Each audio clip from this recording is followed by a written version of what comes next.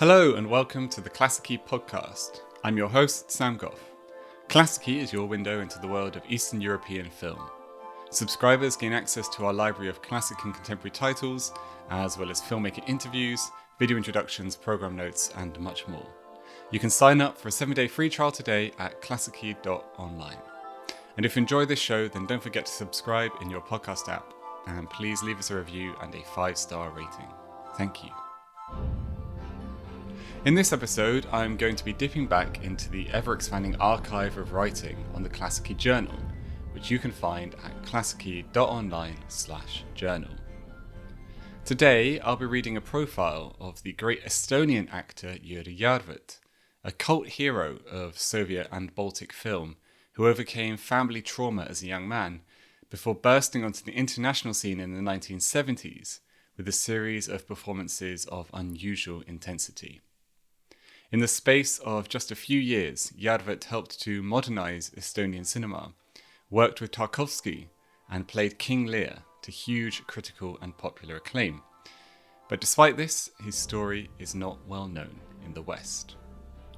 Make sure to check out the links in the show description to find the original profile, to watch Järvet's films on Klassiki, and for more of our Estonian and Baltic titles.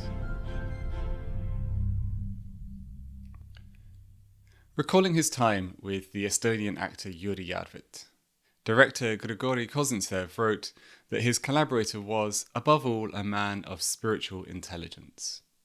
It's not a question of the number of books read, it's about the natural, organic qualities of his talent. They can be developed, but not bought. When it comes to an artist's fate, what matters are not only the parts that he has already played, but those that he never had the chance to realise. In the title role, Järvet was instrumental in bringing Kozintsev's daring vision of King Lear to the screen in 1970. That performance came in the middle of a remarkable run, during which Järvet was, briefly but brightly, one of the most recognisable and compelling Soviet screen presences. Although he had a long career in theatre behind him, and would go on to work on stage and screen until his death in 1995, his reputation outside of Estonia now rests on a small but indelible body of film work from the 60s and 70s. Järvet remains an Estonian icon and starred in some of the Baltic nations' most consequential films, but he's not best known for his domestic work, a fate shared with many other breakout artists from so-called smaller nations. With first Kozintsev and then Andrei Tarkovsky, Järvet made a name for himself in the more exposed realm of Russophone film, as part of international Soviet casts, his outsider status giving him a slightly otherworldly presence. His dishevelled, bird-like appearance and aura of nervous intelligence lent themselves perfectly to his portrayals of broken-down authority figures, territory that he may well have been drawn to thanks to his own history of familial trauma. Järvet was born Georgy Kuznetsov in Tallinn in 1919. His mother, a Russian nurse, soon returned to Moscow, leaving the infant with her sister. Before long, he was given up to an orphanage. At the age of 5, he was taken in by an Estonian family, although never formally adopted. When his foster mother died suddenly, Järvet was raised in poverty by his 3 adoptive sisters. As a teenager, he shed his Russian birth name and took the Estonian title by which he is now known. At around the same time, he began to communicate with his birth mother's sister, who gave him the estranged woman's address in the city of Gorky in Russia. A few years later, during the war, Järvet found himself in Gorky whilst touring with the National Arts Ensemble of Estonia. He made it as far as his mother's front door before deciding against a reunion and walking away. Against this grueling emotional backdrop, Järvet slowly began to forge an artistic career. He came to theatre via gymnastics, in which he had been Tallinn youth champion. He made the rounds at a number of Estonian theatre groups, first as a dancer, then as an episodic player, before finally earning his stripes in the 1950s as a respected actor. Although he left gymnastics and dance behind, they continued to inform his plastic, tragicomic approach to drama, The role starts in the legs, as he was fond of saying. At the end of the war, he made it into the State Academic Drama Theatre, working his way from comic roles to tragic heroes. In the words of the theatre's director, Waldemar Panzo, Järvet's rise was not rapid. He grew stubbornly and steadily, like a northern juniper, crooked, low-growing, thick, strong, stable and prickly. But this prickly fur coat is nevertheless charming in its amazing tones and shades. Järvet's acting is passive but precise. He brings silence. He feels the other side of the comic. He knows how to act so that his laughter rings with sadness and trembles with pain.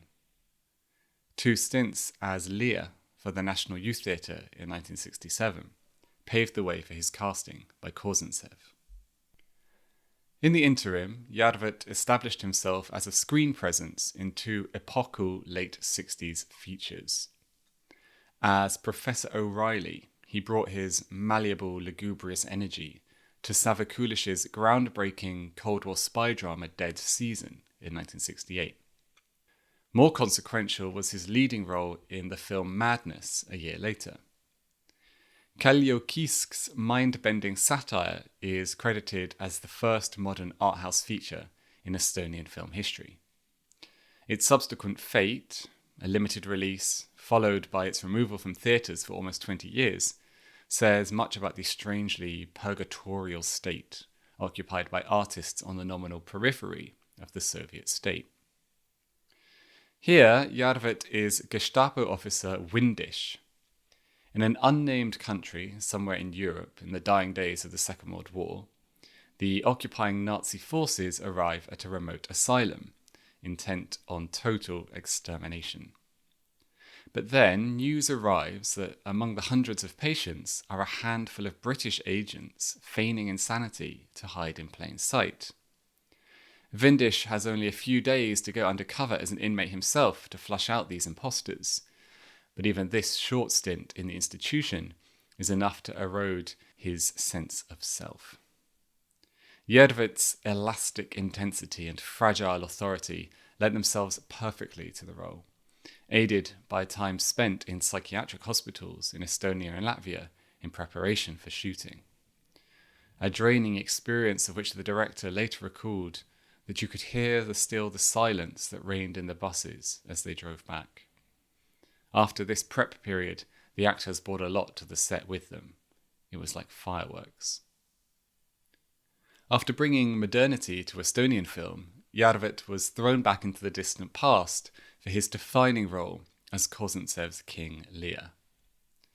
This was to be the final act in the director's remarkable career, which stretched back into the Silent Age and his avant-garde double act with Leonid Trauberg, called The Factory of the Eccentric Actor.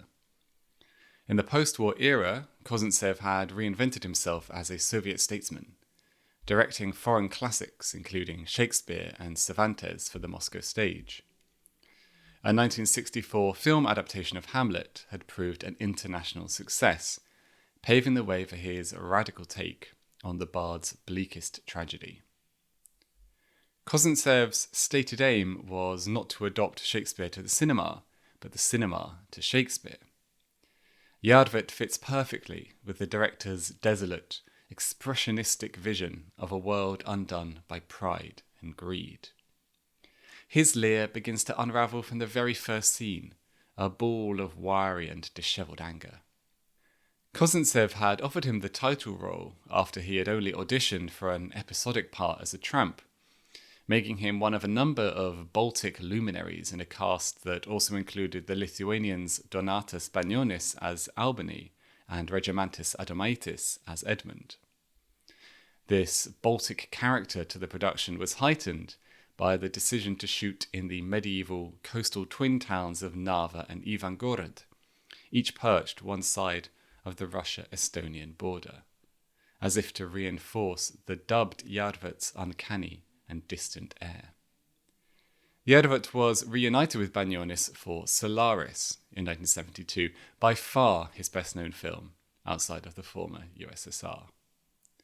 Banionis plays Chris Kelvin, the lead in Andrei Tarkovsky's adaptation of Stanisław Lem's 1961 sci-fi novel about the inhabitants of a space station who are haunted by manifestations of their deepest desires. Järvet is Dr. Snout, a phlegmatic scientist seemingly resigned to the mysteries of the cosmos, caught between the smouldering Kelvin and Anatoly Solzhenitsyn's irascible Dr. Sartorius. Järvet makes the most of his screen time, anchoring Tarkovsky's cerebral drama with his trademark otherworldly, here literally, emotional clarity. At one point, he also delivers what could serve as a single-line encapsulation of the existential crisis at the heart of the narrative.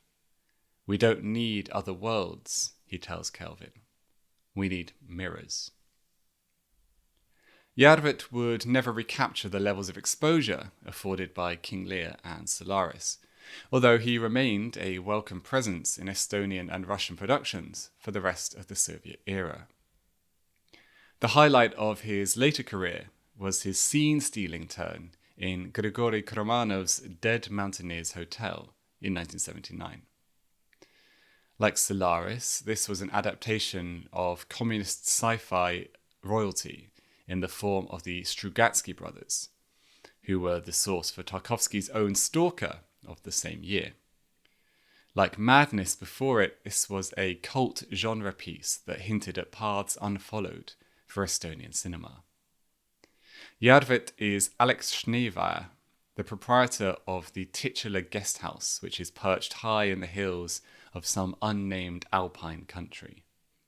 The chill of the snowy vistas beyond the windows are matched by the uncanny atmosphere inside, as Inspector Peter Glebski, played by Uldis Pučitis, arrives on an anonymous tip to find that things are not quite as they seem. Like Snout, Schneevaer is a character comfortable, perhaps too comfortable, with the mysterious and the macabre. The presence of the Latvian Pučitis and the Lithuanian Niuele Oželytė as the gender-fluid character Brun is a reminder of the spirit of pan-Baltic collaboration that had infused Järvet's career from the off. Conversely, the unplaceable setting of the hotel and the suggestions of supernatural, extraterrestrial intrigue speak to Järvet's brief but lasting role as the patron saint of the otherworldly in Soviet cinema. That was From Shakespeare to Solaris, the otherworldly career of Estonia's Jüri Järvet, written and read by Sam Goff. You can find this and other essays, companions and watch lists on our journal at klassiki.online/journal. Make sure to check out the links in the show description to find the original essay, to watch Järvet's films on Klassiki, and for more Estonian, Baltic and Soviet titles. Don't forget to subscribe to this show on your podcast app of choice, and please leave us a review and a 5-star rating to help us reach as many people as possible. Thank you.